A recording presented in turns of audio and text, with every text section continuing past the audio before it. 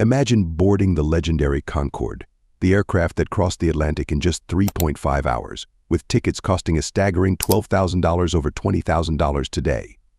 On July 25, 2000, as the Concorde thundered down the runway, a fire ignited beneath it, caught by the vigilant air traffic controller. Despite warnings, it was too late to abort.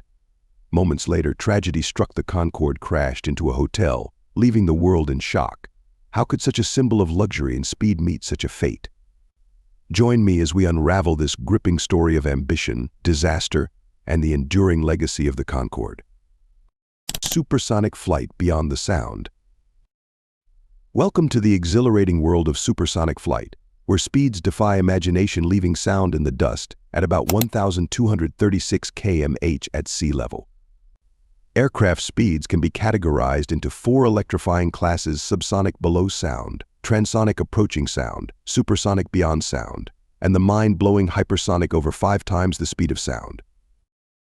Think of it this way: while standard passenger jets cruise comfortably at around 900 km/h Mach 0.8, the legendary Concorde zipped through the skies at an astonishing 2,160 km/h Mach 2.0.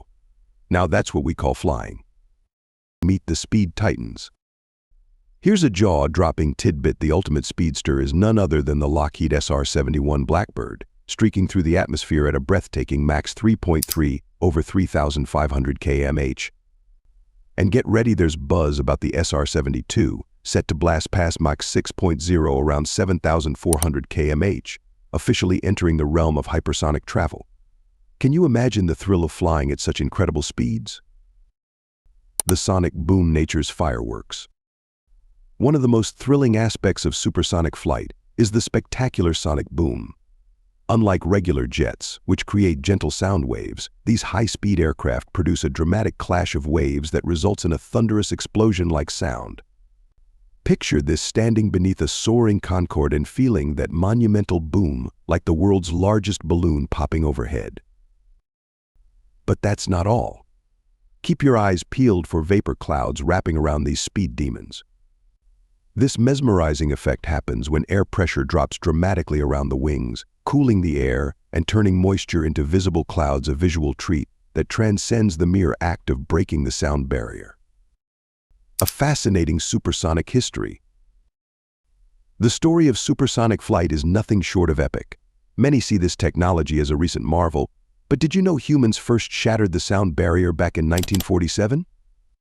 On October 14th, Major Charles Yeager of the U.S. Air Force made history, soaring over the Mojave Desert and sparking a fire of curiosity among entrepreneurs and airlines eager to explore civilian supersonic travel. Enter the Concorde, the pinnacle of prestige. Fast forward to the swinging 1960s, France and Britain joined forces to create the iconic Concorde. On November 29, 1962, they unveiled the groundbreaking Concorde Agreement, committing to design a supersonic airliner just for you and me.